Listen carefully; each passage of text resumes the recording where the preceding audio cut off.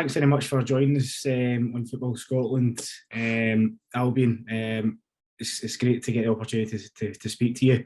Before we chat about your time at Celtic so far, thought it'd be a good opportunity to talk about your loan spell in Austria and how well you're doing. Obviously, you've scored 3 goals already. It's been a pretty impressive start. You must be really enjoying your football. Yeah, I'm just finding my form again, finding happiness again. I know after being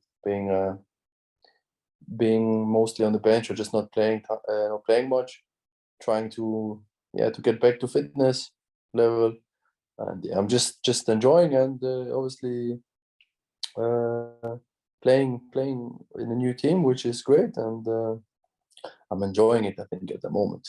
Yeah, I mean, your form hasn't gone on unnoticed with Celtic fans on social media either. I know a lot of Celtic accounts have been sharing your goals. Have you had any contact from Celtic since you moved there? No, to be honest, no, not much. I just spoke obviously to some of the players when I left, just to say goodbye, but haven't spoke to anyone since. But obviously I'm on loan. I'm not far away. Yeah, I suppose that's not unusual. Obviously, you only moved a short time ago as well.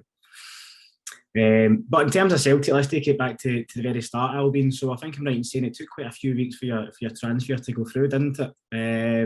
What were your thoughts on Celtic? What were your thoughts on Celtic at the time? And did you have any reservations about moving to Scottish football from West Ham? Well, listen, I can't say anything bad about the club. About the history of the club, about the fans, about anything. About my teammates. To be honest, I'm very sad. It just didn't work out as we hoped for, and I hoped for. I tried very hard. Really, I've been working very hard at my time at Celtic. But this is football. Sometimes it just doesn't want to, and I had to accept it. It was not easy. It was very tough, but on the other side, for me, it was important to play, and this team gave me the opportunity to play. Yeah. I mean, when you eventually signed for Celtic, I remember that you scored a late winner. I think you came off the bench in your league debut against Dundee United, didn't you? And you scored a late winner. I think Celtic won 1-0 that day. Yeah. And by the end of September, you had 5 goals in 6 league games as well. And you didn't even start all of them. So you made such a great start to obviously your new team. I'm telling you, I don't know what went wrong, really. I felt so comfortable. I felt so confident in that team.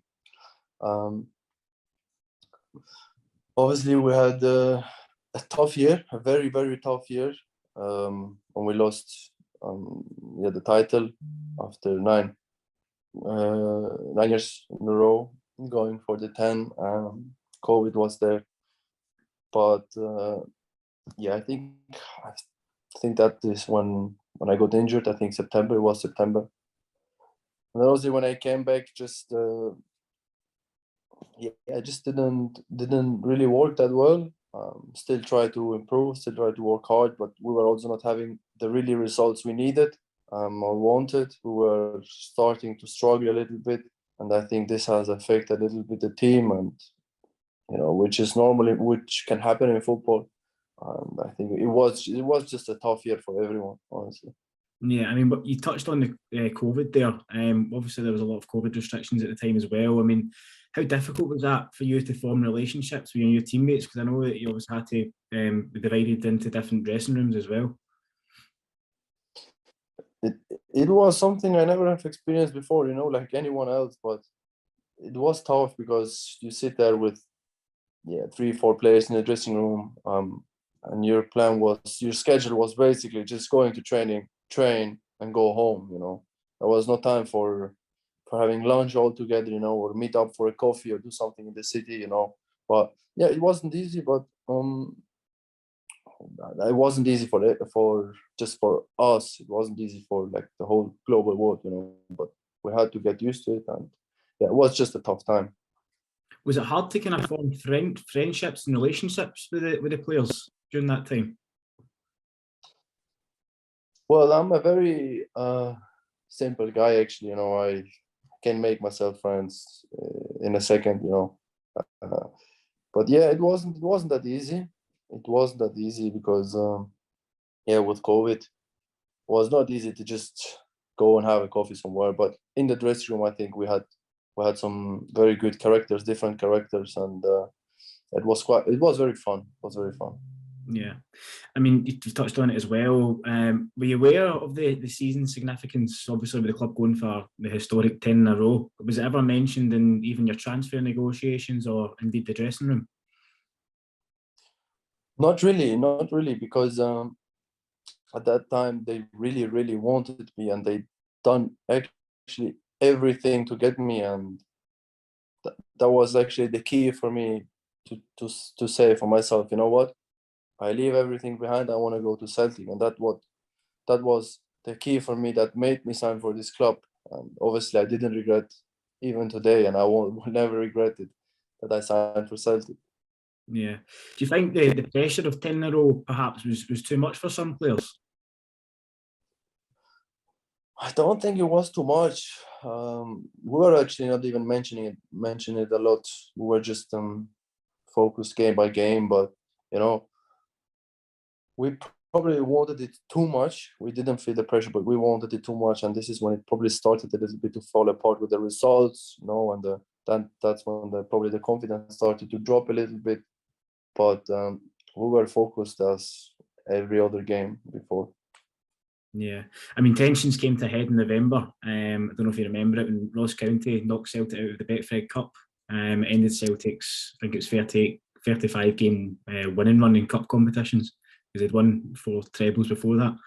And Celtic fans protested outside the stadium that night. They were calling for Neil Lennon to be sacked. Were you shocked by that reaction, especially as you'd yet to experience, playing in front of the Celtic supporters? Yeah, basically, I think if I'm not wrong, that was actually my first ever experience with the Celtic fans, because we were playing Yeah, behind closed doors without any fans, and that was that day. I actually saw some of them the first time ever, but I kind of can understand them. It was an important season for us. We wanted to perform well. The fans wanted to see us performing well. We were not really doing well. Yeah, and I mean, I knew about the passionate fans Celtic has, and I made that there my first experience. But even afterwards, when they were allowed to come back to the stadium, I know they were very passionate fans. yeah. Now, was there a point in the season where the kind of dressing room or the players, even the manager, kind of accepted that Rangers would go on and win the title and kind of 10 in a row was finished? Was there a specific moment, even a result?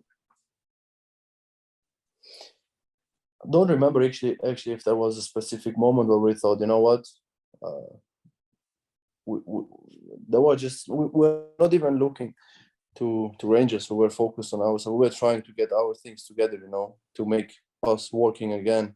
There was obviously that time with Scott Brown there in the dressing room still, but yeah, I mean, we were dropping points. If we are dropping points, we don't need to look on the other teams what they are doing. If we can't get the 3 points we need, so we knew already that if we don't get our 2 points, that it would be hard. Yeah. And then Neil Lennon, obviously, he was the man who brought you to Celtic. He eventually resigned in February. And there's been a lot of talk, predominantly within the kind of fan base, that he'd lost the changing room. I think he had said a few comments at the start of that season. Is that accurate? Is that fair to say? To be fair, I don't even remember what actually was happening there. I just I saw the situation of us, what we were doing at this time, and how we were performing. I don't even really remember that what the news or the rumors were saying outside the club. So I can't really tell you what actually happened. Yeah. I mean, what was your relationship like with Neil? As I say, he was the man that brought you to the club. Were you sad to see him go, or did you think that it might, a new manager might be able to give you a fresh start? Well, this is football. I obviously had much hopes in both managers, with Neil and with Ange. But with Neil, as I said, it was unfortunate also for him. I know how much the players and the club need the fans in the stadium to perform even better. And yeah, we were not having it, the fans, and we had a couple of games and missing lots of players because of COVID, because of quarantine at this time. It was not easy for him and for us. I think it was just not meant to be that this year.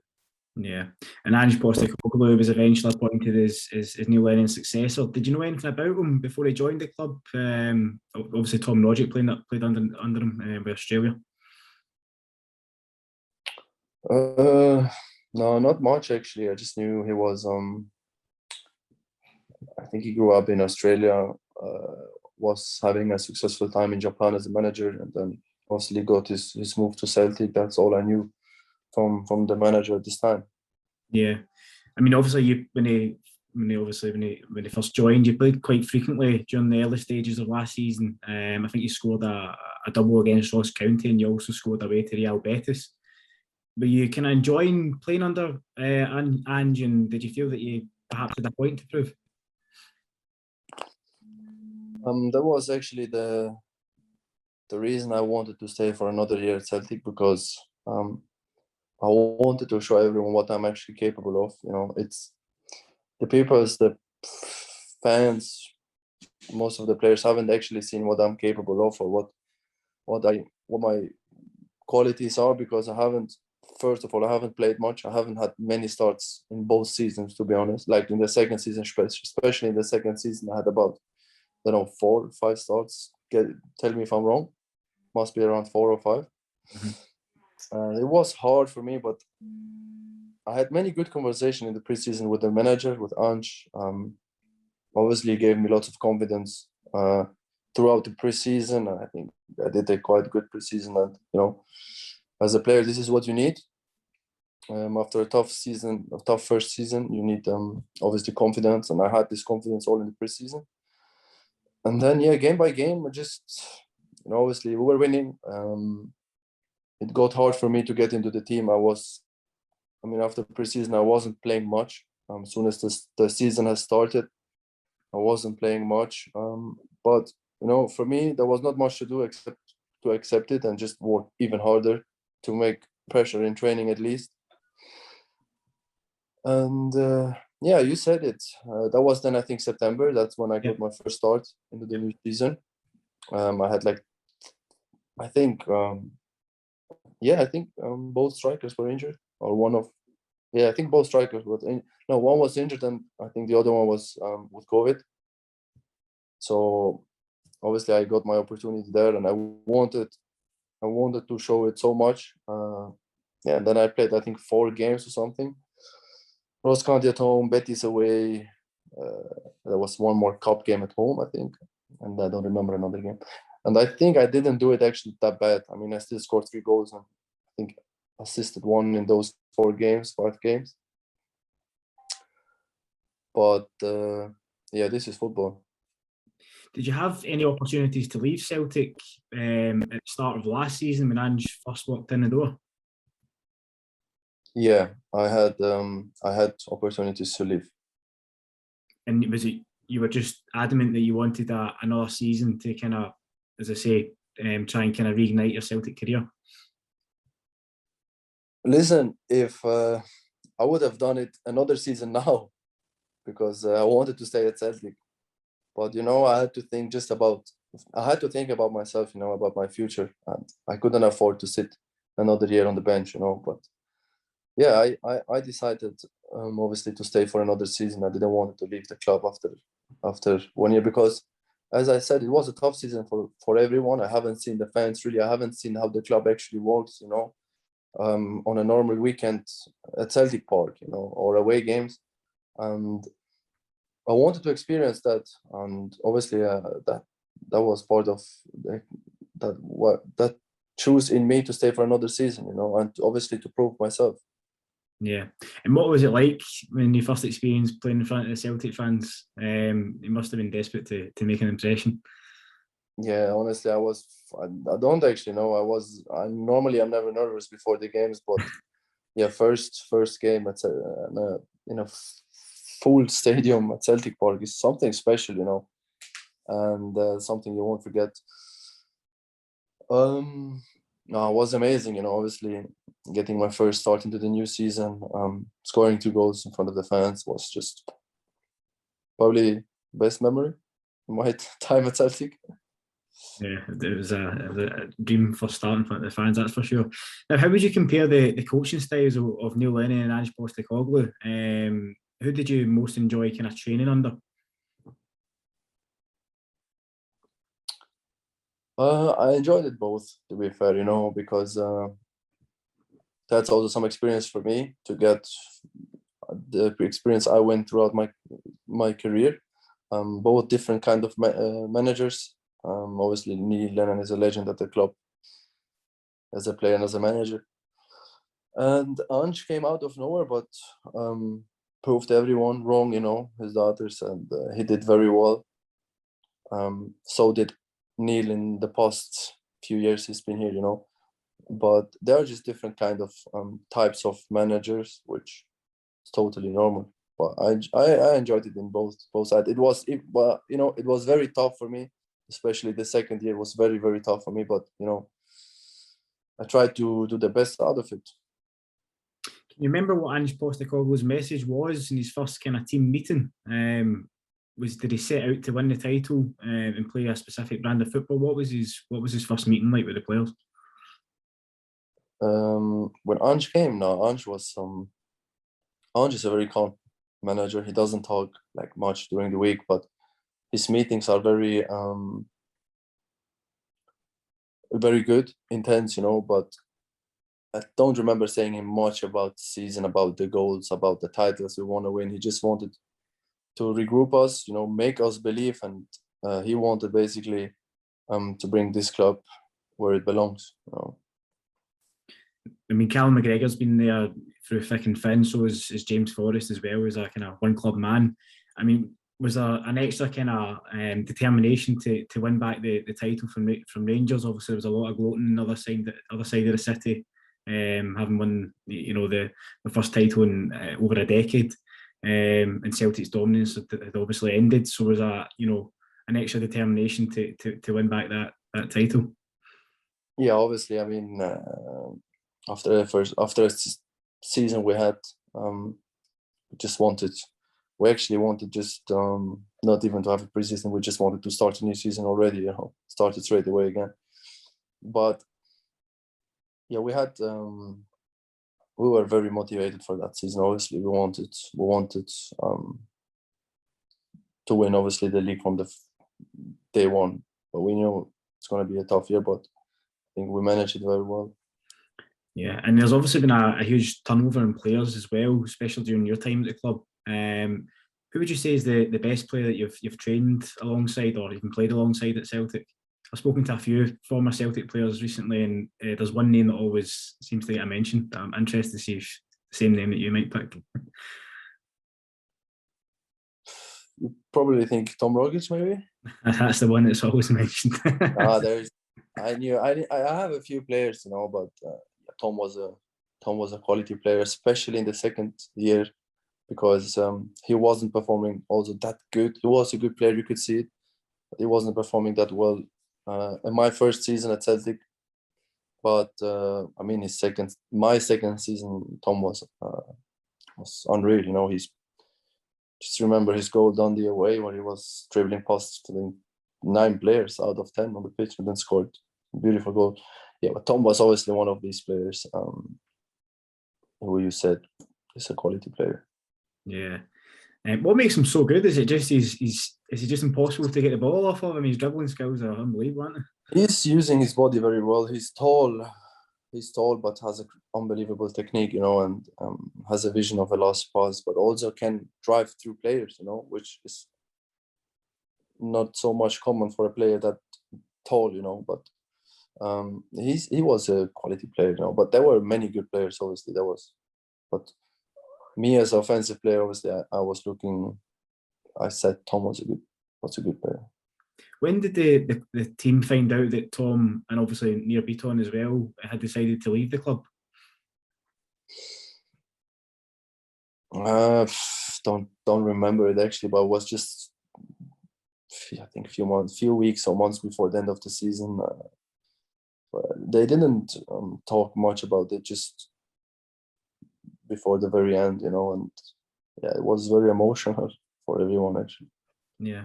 Were you perhaps surprised that Tom ended up with West Brom, who are obviously in the Championship at the minute and struggling, compared to a lot of fans perhaps expect them to play in a top league abroad or even in the English Premier League?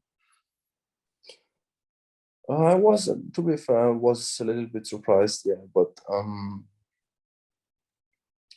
I don't know what happened, but I hope he's happy there, and hope he can keep performing as he performed at Celtic, and wish him the very best, Yeah. And then obviously back to yourself, I mean, I remember at the time as well, you suffered an unfortunate injury against Real Betis in December. You started that game at Parkhead. Did you realise at that time that it could potentially turn out to be your kind of final game in a Celtic jersey? Potentially. Well, that was my first start again after September. I was out. Obviously, I played these 4 or 5 games, and then I was dropped again till October, November, December. Then I realized that was this actually that was my last game. Yeah, that was your last game. Yeah, you were on the bench, I think, against St Mirren maybe in March, but you didn't. I think that was your last appearance. No, my last. Honestly, when I realized that this was my last game is when I came back from the injury, and I was just training by myself, or sometimes with the second team. This is when I was like, okay, that was my last game for Celtic. Yeah, I mean, you must have just been cussing your luck. Obviously, not only was it an injury, but obviously it was a long-term injury as well. Just when obviously you were getting another opportunity again, and I think around about the December period, Celtic had quite a lot of injuries up front as well. Yeah, no, I'm telling you, I came back from the injury. I think actually Kyo got injured in the same game, if I'm not wrong. Yeah, he got injured in the same game. Yeah. But it's not much to say. Honestly, I just realized after my injury, I was totally dropped. I was not training with the team. I was training separate. Most of the time, and that was a very, very, very tough time for me. Yeah. I must say, I'm not sure if Celtic have seen the best of you. Do you think that you've had enough opportunities to shine at Celtic? Do you think you should have started more games? Listen, I don't know. How many games did I start last year? 5. Yeah. Yep. How many did I start in the first season? Yeah. Not more than probably 10, 9. Obviously, you started mainly at the start of your first season. Start of this. Yeah. I wanted just to play, and I wanted to prove everyone wrong, and to show actually what I'm capable of. But I don't know, if you have like 15 starts in 2 years in a club who plays over 50 games a season, it's not much, or 16. But it is how it is. I had to accept it. There's nothing I can do. I just try to work hard and do my thing and hope to get minutes. Obviously, Ange prefers to play kind of one up front. It's either Kyogo or Giakoumakis at this moment in time. Is that a setup? Is that a system you think you would be able to fit into? Or would you prefer to play with a striker alongside you? I can play up front alone or with another striker, but I would definitely fit in that system Celtic is playing at the moment. Yeah, because I remember when you first joined, I think you played a few games up front with Odsonne Edouard as well, didn't you? When you scored. Yeah, we played together the first 3 games. Obviously, till I got injured, and he got injured also as well. And then obviously we tried to change some tactics. Understandable, but I obviously could. Strikers doesn't have much problem to play up front by themselves or with a partner, but this all depends on the manager's system, how he wants to play. Yeah. So how would you sum up your time at Celtic then? Do you have any regrets at all? I don't have any regrets at all. I will just look back and say it was unfortunate, didn't work out as they and I hoped for. But it's a special club. It's a very special club. And I know that. So I'm telling you, I will definitely not regret any second I've been there, even though I had probably the toughest time of my career so far, especially the second year. But I will not regret it. Yeah, I mean, what does the future hold for you as well? Do you have any hope at all that you might be able to kind of come back to Celtic and stake a claim again? Listen, you never know. I still have a 2 years contract there at Celtic. I will obviously try to get as much game time here as possible, score as many goals as possible, staying healthy, obviously, and then we will see what happens at the end of the season. Mm-hmm. And would you be open to staying with Strum Graz as well in a permanent deal, or moving elsewhere if it perhaps doesn't work out at Celtic? There's something I really can't tell you now. We'll have to see by the end of the next season. Yeah. Well, listen, it was great speaking to you, Albian. Thanks so much for your time. Thank you, mate. Obviously, good luck for the rest of the season as well. And I sincerely hope that everything works out for you and whatever the future holds.